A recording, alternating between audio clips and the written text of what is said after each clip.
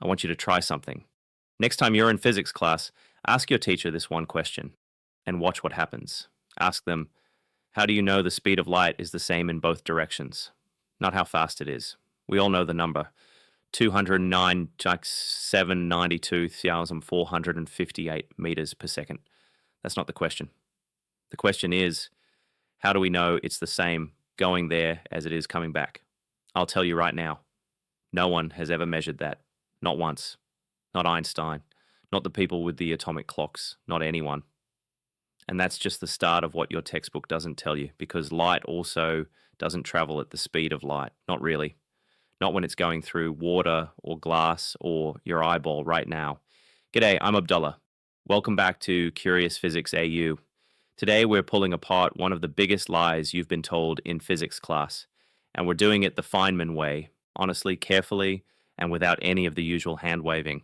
Let's be fair to your teacher for a minute. They're not lying to you on purpose. They're telling you what the textbook says, and the textbook says this. The speed of light in a vacuum is a universal constant. Symbol C, value, 2,989,792,458 meters per second. Nothing can go faster. And as far as that sentence goes, it's correct. In a vacuum, in empty space, the speed of light really is constant and really is the cosmic speed limit. But here's the thing Richard Feynman kept hammering at his students. He used to say, and I'm paraphrasing here, the first principle is that you must not fool yourself, and you are the easiest person to fool. So let's not fool ourselves. Let's actually look at that textbook sentence, word by word, and see what's being quietly left out. Word 1, in a vacuum. When was the last time light traveled through a vacuum on its way to your eye? Almost never. Light from the sun crosses 150 million kilometers of near vacuum, sure, and then it hits the atmosphere. Light from your phone screen travels about 30 centimeters through air. Light from a fish at the bottom of a pool travels through water. None of that is a vacuum. Word 2, the number itself. Where does it come from? It comes from measurements. And here's the bit your textbook buries in a footnote. Every single measurement of the speed of light ever done has been a two-way measurement, a round trip. We send light out, we bounce it off a mirror, we measure how long it took, we divide by 2. That 2, that innocent little divide by 2, is carrying more weight than most physicists are comfortable with. All right, let's start with the easy problem, the one your teacher probably has hinted at but didn't quite explain, light slowing down. Here's a question for you. You're standing at the edge of a swimming pool. You look down and you see your mate's legs underwater. They look bent, shorter, shifted sideways. You know this. Everyone knows this. Why? The textbook answer. Light slows down when it enters the water, so it bends. Refraction, you've drawn the diagrams, but now ask the next question. How does light slow down? Because this is genuinely weird. A photon is massless. It should just zoom. It's not like a bloke running into a headwind. There's no air resistance for a photon. So what's actually going on when light slows down in water? The honest answer, and this is where your textbook goes quiet, is that the individual photons don't really slow down. They still travel at sea between the water molecules. What happens is something much stranger. The photons get absorbed by electrons in the water molecules. Those electrons jiggle. They re-emit new photons a tiny fraction of a second later in the same direction. Then those photons travel at sea until they hit the next molecule. Absorbed, re-emitted, over and over, trillions of times in a centimeter of water. The net effect is that the light front moves forward more slowly than c. But no individual photon is crawling. The whole thing is a relay race, not a sprint. The baton moves slower than any runner because there are handovers. Feynman described this beautifully in his QED lectures. He basically said, look, when you say light slows down in glass, what you really mean is that the photons are doing something statistical and collective that looks like slowing down from the outside. So when your teacher says light travels at sea, the honest version is individual photons travel at sea between interactions.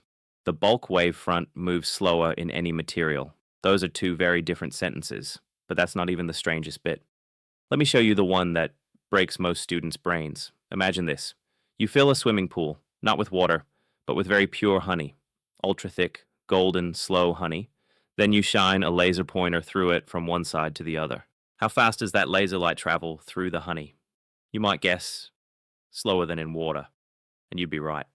Honey has a higher refractive index than water, so light moves more slowly through it. Now, here's the weird part. In certain materials, not honey specifically, but specially engineered optical materials, physicists have slowed light down to walking pace, about 5 kilometers per hour, slower than you can run. In 2001, a Harvard team led by Lin Hao actually brought a pulse of light to a complete stop, 0 meters per second. Held it there, let it go again, sent it on its way. Hold on. A complete stop? Your textbook just said nothing is faster than light, and also implied light is kind of always zooming. Now I'm telling you a photon has been parked. Here's the resolution. And it matters for HSC and VCE students, so listen carefully. What got stopped wasn't the photon as a particle. What got stopped was the information pattern, the pulse, the wavefront, by transferring its information into the quantum states of the atoms in the material. Then, the atoms handed that information back to fresh photons on the way out. So, when we say light was stopped, the honest sentence is the information carried by light was stored in matter and later reconstructed as new light. Still astonishing. Still genuine physics, but not what a casual reading of your textbook would suggest. And this brings us to something your physics teacher almost certainly hasn't mentioned because it's not on the syllabus. But it explains why this stuff is so confusing. And once you see it, you can't unsee it. There isn't one speed of light. There are at least two, and in some materials, there are more. The first is called phase velocity. That's the speed at which the peaks of the light wave, the crests of the oscillation, move forward. In some exotic materials, phase velocity can actually be greater than c. Yes, faster than light. At this point, your brain should be shouting, but Einstein said nothing's faster than c, and Einstein was right. Because phase velocity doesn't carry information. It's like the wave going through a stadium. The wave moves faster than any individual person stood up and sat down. No person broke the speed limit. The pattern did. The second speed is group velocity. That's the speed at which the overall pulse moves. The envelope, the packet, the thing that actually carries energy and information.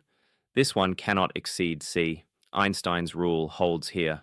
And this is the speed we normally mean when we say the speed of light in a medium. Your teacher just says light travels at v/cn, where n is the refractive index. That's the group velocity near enough for everyday materials. It's a useful shortcut. It gets you the right answer for refraction problems on your HSC or VCE exam. But it papers over something genuine. Light is a wave and a particle and an excitation of an electromagnetic field. When it moves through stuff, different aspects of it move at different speeds. Picking one and calling it the speed of light is a simplification, and simplifications are fine until someone asks a deeper question. Which brings us back to the biggest unanswered question in all of this. The one I opened with. The one even working physicists don't always know the answer to. Here's the sentence that will mess with you all week. We have never ever measured the one-way speed of light, not in any experiment, not in any lab, anywhere. What we measure every single time is the round trip speed. Light goes from A to B, bounces off a mirror, comes back. We time how long the whole trip took. We divide by 2. We call that the speed of light.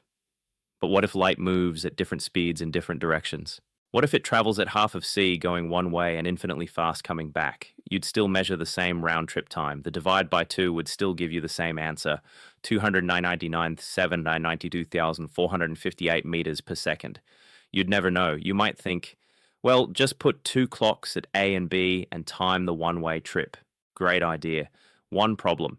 How do you make sure those 2 clocks are synchronized before you start?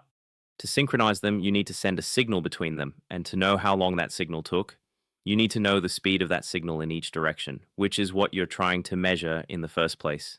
It's a loop. You can't break it. This is called the conventionality of simultaneity, and it was pointed out by Einstein himself in his 1905 paper. He basically said, look, we're going to assume the one-way speed is the same as the two-way speed, because it makes the maths clean and consistent. But that assumption can't be tested. A physicist named Hans Reichenbach dug into this properly, and there's a modern video essay by Derek Muller on Veritasium that goes deep on it if you want to spiral down the rabbit hole. It's not crank physics. It's a genuine open question in the foundations of relativity. Your textbook calls it a constant.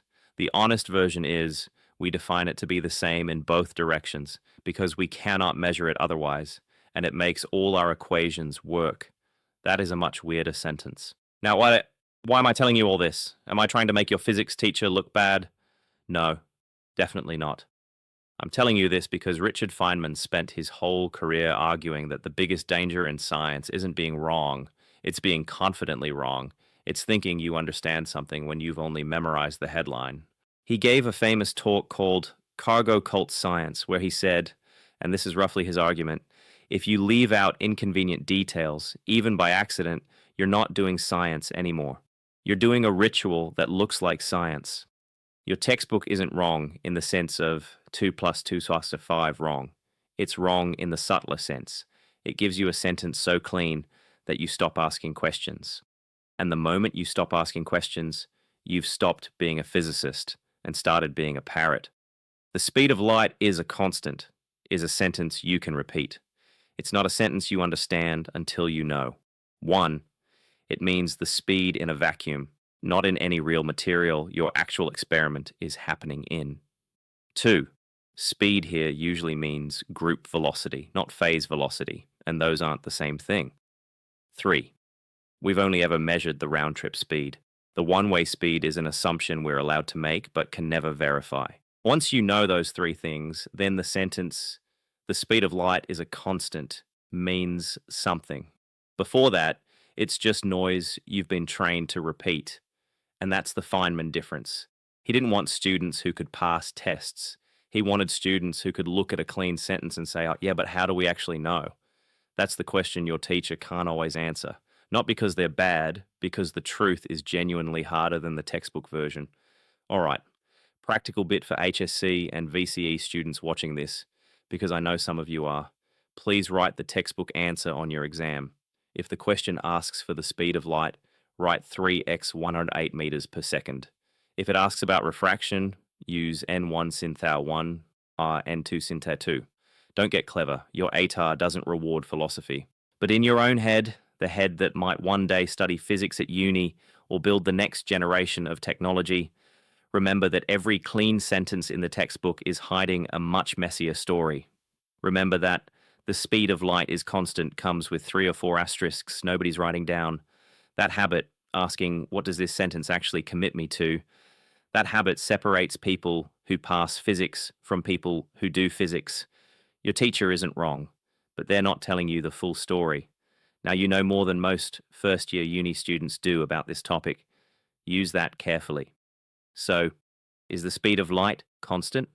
The honest answer is yes, in a vacuum, measured as a round trip, assuming symmetry we can't directly prove, using the group velocity, which itself is a simplification of something weirder. That's not a lie. That's just the full sentence. If this made you rethink what you thought you knew, smash that subscribe button. I'm making these every week for Aussie students and anyone who wants their physics curious and honest. Drop a comment below. Which bit got you? The stopped photons, the phase velocity, or the one-way problem? I read every comment. Share this with a mate in year 11 or 12, or a teacher who'd enjoy the rabbit hole, and I'll catch you in the next one. Stay curious.